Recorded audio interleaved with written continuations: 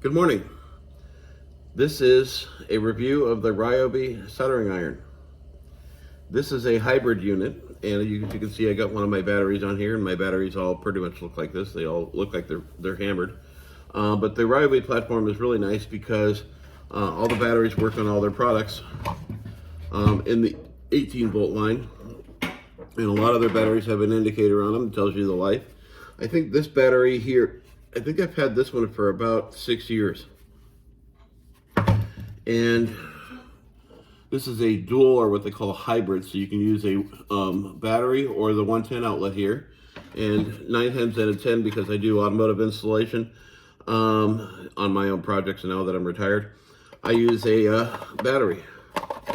Slide a battery in, here at lock, it's good. And you just simply push the switch, red light comes on, it gets up to temperature.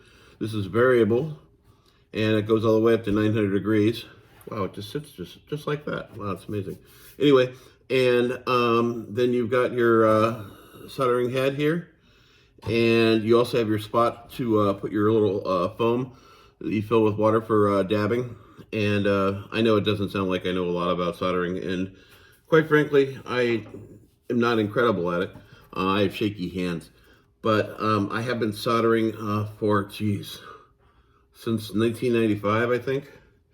And I picked up what I need to know, and I've taken electrical theory and stuff like that, and I was an apprentice doing a mobile installation. So I'm fairly apt at it, but I use this thing for more things than just electrical. I've used this for putting holes in PVC pipe. I've used it for scrolling on products to mark, information about them and stuff. By the way, this one, like all my tools, has a name. This one's called Wasp. And if you've ever been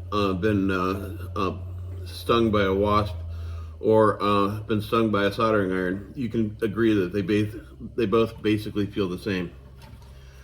This has some other things on it here. It's got a hook on here. I can't imagine what that's for, but that's probably a grounding spot. Might actually say on here, because RYOBI's really good about stuff like that.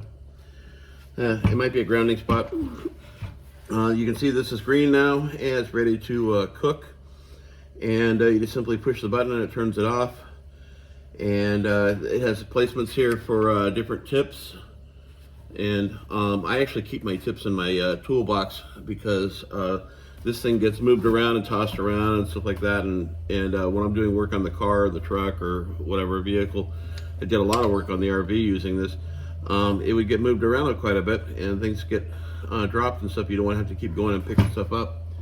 As you can see, it does have solder sitting on top of this thing, and it looks like it's pretty much bonded to it. But yeah, this thing absolutely works well. By the way, you can remove this little thing here. It does come out. I usually, since I lose these quite frequently, I actually get a piece of